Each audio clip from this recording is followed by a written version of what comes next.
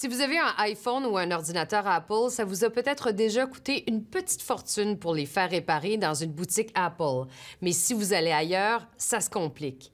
Est-ce qu'Apple fait tout pour que vous soyez captif, allant même jusqu'à ralentir délibérément les appareils pour que vous soyez tenté d'en acheter un neuf? C'est ce que vous allez découvrir dans cette fascinante enquête de nos collègues de la CBC.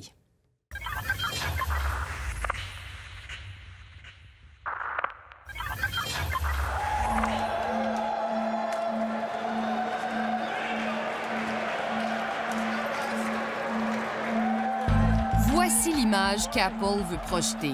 Des boutiques où des foules de clients se précipitent pour acheter ses produits. Mais dernièrement, de plus en plus de clients se plaignent des réparations beaucoup trop coûteuses dans les boutiques Apple.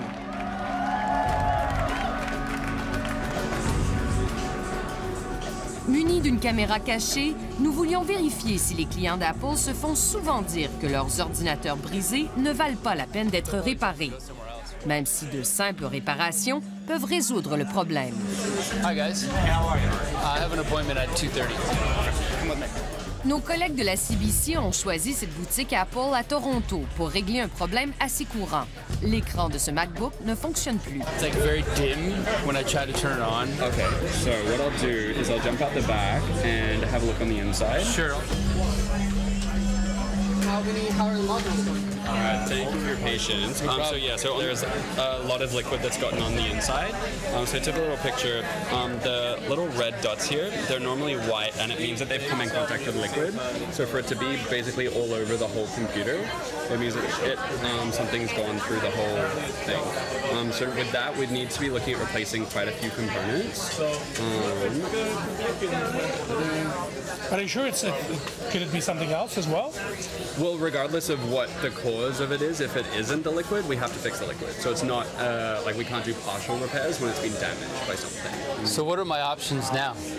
Well, what I was going to say is basically all the components that we need to replace is going to cost more than $1,000. So To fix it entirely will cost more than $1,000? yeah.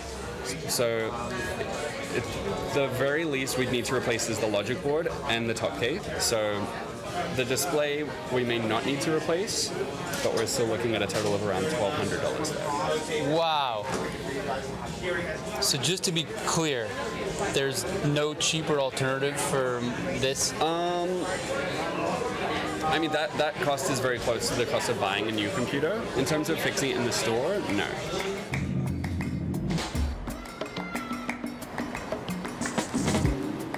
Plusieurs clients nous ont dit avoir vécu des expériences semblables avec Apple. Nous avons donc décidé de contre-vérifier le diagnostic. Sur la première avenue à Manhattan se trouve une petite boutique de réparation informatique qui appartient à Louis Rossman. Encore aux études, il avait commencé à réparer des ordinateurs.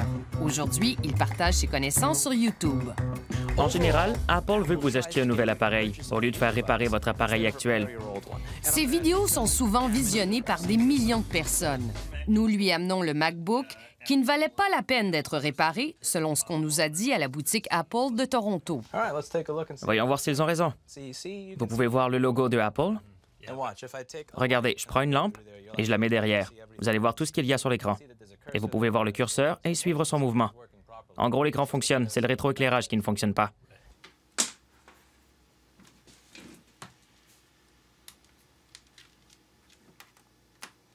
C'est ici que l'écran communique avec l'ordinateur. Vous voyez cette broche tordue? C'est probablement la broche qui alimente le rétroéclairage. Donc, avec cette petite pince, je vais ramener la broche dans la bonne direction pour qu'elle puisse rentrer dans sa place. Et quand je vais rebrancher, ça devrait fonctionner. On nous a dit chez Apple que de l'eau s'est infiltrée. On voit que certains indicateurs d'humidité sont rouges. C'est pour ça qu'ils ont cette idée-là. Mais ils ne deviennent pas rouges qu'en présence d'eau. Ils deviennent aussi rouges s'il y a de l'humidité.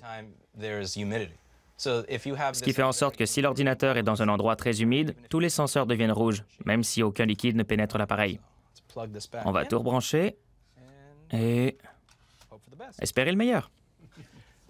Et voilà, la pomme apparaît et l'écran s'allume. Et ça vous a pris 1 minute et demie? Environ. Si tout ce que la personne voulait que je fasse, c'est de remettre la broche, ça ne lui coûterait rien. Dans 99 des cas, redresser la broche permet à l'ordinateur de fonctionner jusqu'à la fin de sa vie. Nous demandons à Apple de réagir à notre enquête en caméra cachée dans sa boutique de Toronto. It's going to cost more than $1,000. To fix it entirely will cost more than $1,000? Yeah. Apple a refusé d'accorder une entrevue, mais nous a transmis une déclaration soutenant que seuls ces experts qualifiés, utilisant des composantes d'origine, peuvent bien servir les clients. Apple a nié qu'elle surfacturait ses réparations de façon systématique. Est-ce que les gens viennent souvent vous voir après qu'Apple leur ait dit qu'une réparation était impossible ou trop chère? Entre 10 à 30 fois par jour. Sérieux? La Révolution française, elle a débuté exactement... Un mouvement planétaire contre les pratiques commerciales d'Apple a vu le jour. Et c'est en France qu'on retrouve plusieurs militants. À Paris, cette manifestation s'inspire de Star Wars pour dépeindre Apple comme l'empire du mal. Ils accusent la compagnie de programmer l'obsolescence et d'évasion fiscale systématique. Le Parlement européen veut légiférer pour obliger Apple et d'autres entreprises à produire des appareils plus faciles à réparer. Pascal Durand est député au Parlement européen. Apple, pour moi, c'est un côté un peu, finalement, dinosaure, mais un dinosaure qui fait des superbes présentations avec du PowerPoint. La réalité, c'est qu'ils peuvent être très, très conservateurs et très, en fait, proches des logiques de pur profit. Je ne sais pas si je pourrais le faire, en fait. Ce qui fait partie de ce mouvement mondial, ce sont les Repair Cafés, cafés réparation, comme ici à Paris. Un atelier où on remet en état des ordinateurs ou des téléphones gratuitement. Bien évidemment, le constructeur ne vend pas les pièces détachées de ces téléphones. Donc... On voit très bien qu'il y a une démarche qui est une démarche volontaire de la part des entreprises de faire en sorte que les appareils ne durent pas longtemps pour qu'ils soient remplacés.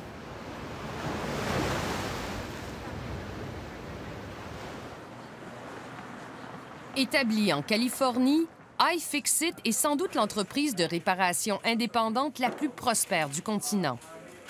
Le dirigeant d'iFixit est aussi devenu l'un des plus importants porte-parole aux États-Unis du mouvement Right to Repair, ou le droit de réparer. Le droit de réparer soutient qu'on devrait pouvoir réparer soi-même ses objets ou les faire réparer dans une boutique locale. Auparavant, faire réparer un appareil qu'on achetait allait de soi. Mais avec le temps, que ce soit pour une télé, un aspirateur ou un ordinateur, nous n'avons plus le choix. Apple veut le plein contrôle de ses appareils, du moment où le client les achète jusqu'à la fin de vie du produit. Et voici ce que ferait Apple pour empêcher les réparations les plus simples. Voici la vis pentalobe. Elle referme le dessous du MacBook Pro. Sa tête est formée de 5 petits ronds. Aucune vis courante n'est faite ainsi.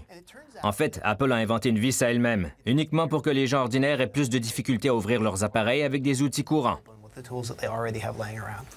Apple a aussi décidé de coller ses piles. C'est le iPhone 8. Sa pile est collée au boîtier. C'est dommage et inutile. Jamais on n'avait collé de pile auparavant.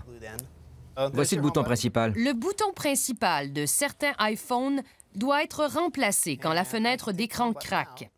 J'enlève le bouton principal. Une réparation simple et peu coûteuse, jusqu'à ce qu'Apple configure le système d'exploitation pour que le téléphone arrête de fonctionner dès qu'un bouton principal non autorisé était détecté.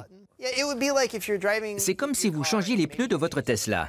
Tout à coup, Tesla détecte que vos pneus ne lui plaisent pas, reprogramme votre auto et votre voiture arrête de fonctionner. Louis Rossmann et iFixit reçoivent souvent des menaces de poursuite s'ils publient des schémas ou des éléments de manuels de réparation, ou encore quand ils importent des pièces de rechange.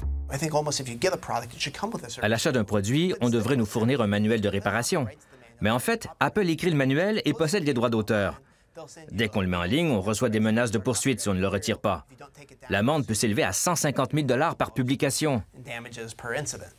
Ces menaces judiciaires ont vraiment nuit au partage en ligne des informations.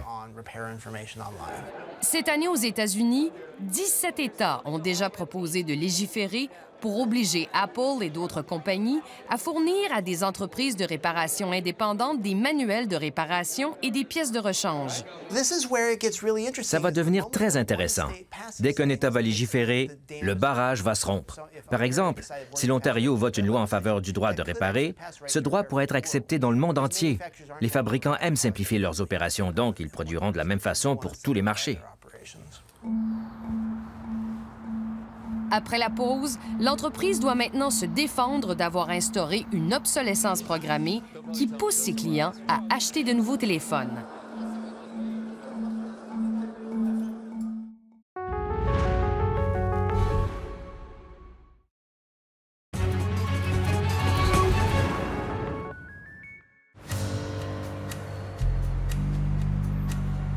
Un soir de décembre 2017, dans les bureaux de son entreprise, John Poole tente de résoudre un mystère. Il a des millions de clients de son logiciel Geekbench qui sert à analyser le rendement des téléphones et des ordinateurs.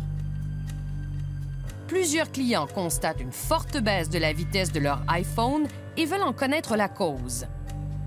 Ma femme m'a alors dit que son iPhone 6 semblait plus lent et les données de l'analyse étaient bien inférieures à mes attentes pour un tel appareil, à un point tel que je ne pouvais pas croire ce qui se passait. C'est alors qu'il tombe sur une recommandation anonyme sur Internet. Si votre iPhone est lent, changez la pile. C'était un moment eureka. Ça m'a poussé à analyser en profondeur nos bases de données pour comprendre ce qui se passait. John Poole compile les données de rendement de millions de iPhones. Plusieurs d'entre eux avaient ralenti à la suite de la dernière mise à jour par Apple de son système d'exploitation. Il publie sa découverte qui démontre scientifiquement que la direction d'Apple aurait décidé de ralentir les iPhones de ses clients sans les avertir. À sa grande surprise, la compagnie confirme rapidement les faits, tout en soulignant qu'elle ne faisait rien de mal. Apple a récemment reconnu qu'elle avait secrètement ralenti le rendement de certains téléphones iPhone.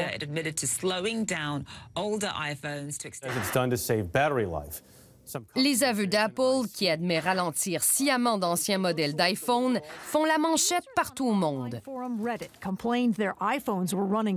Cela ressemble à de l'obsolescence programmée, pour pousser les consommateurs à acheter inutilement un nouveau produit, ce que Tim Cook, le président d'Apple, nie.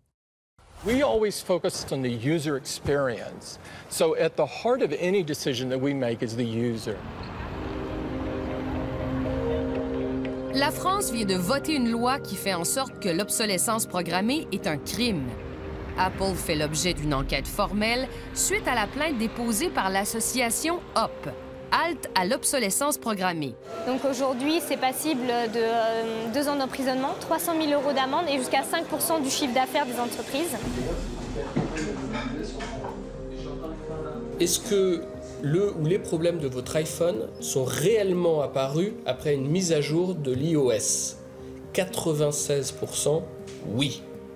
L'avocat de HOP, Émile Meunier, appuie sa plainte sur une enquête auprès de milliers de clients français d'Apple.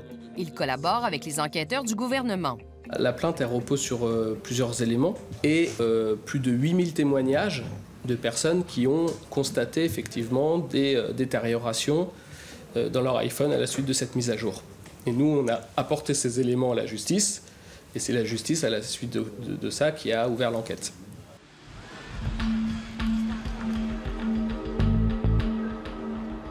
L'avocate canadienne en droit des consommateurs, Shanna Scarlett, travaille en Californie. Elle a participé à une poursuite contre Apple qui a dû payer 405 millions de dollars après avoir enfreint les lois antitrust américaines. L'avocate mène en ce moment un recours collectif contre Apple. Si Apple avait vraiment eu à cœur les intérêts des consommateurs, la compagnie aurait pu leur dire qu'un simple changement de la pile aurait entièrement réglé le problème. Ça aurait évité un ralentissement, des fermetures subites ou d'avoir à acheter un nouveau téléphone. Pour ce reportage, Apple a refusé de nous accorder une entrevue. Mais en mars dernier, un comité parlementaire du gouvernement canadien a cherché à obtenir des réponses. Et l'avocate d'Apple au Canada s'y est présentée. L'unique objectif de cette mise à jour logicielle était que les clients puissent utiliser d'anciens modèles d'iPhone aux batteries vieillissantes sans arrêt subi et non de les pousser à acheter de nouveaux modèles. Je ne crois pas qu'Apple ait commis de faute. Mais la raison de votre présence aujourd'hui, la non-divulgation de ce ralentissement, est-ce qu'elle était intentionnelle ou non intentionnelle? Non intentionnelle. Une réponse qui ne satisfait pas les détracteurs d'Apple. On est dans la logique de l'enfant qui est pris les doigts dans la confiture et qui dit non, mais c'est parce que j'avais vu que le bouchon était mal vissé et donc c'est ma main qui a glissé, mais j'allais remettre le bouchon. Moi, j'ai l'espoir que Apple, dans 10, 15, 20 ans, si elle veut continuer à être le leader des téléphones portables et des ordinateurs, va devoir changer de système et va devoir proposer des ordinateurs, des téléphones, des tablettes qui durent, qui sont réparables.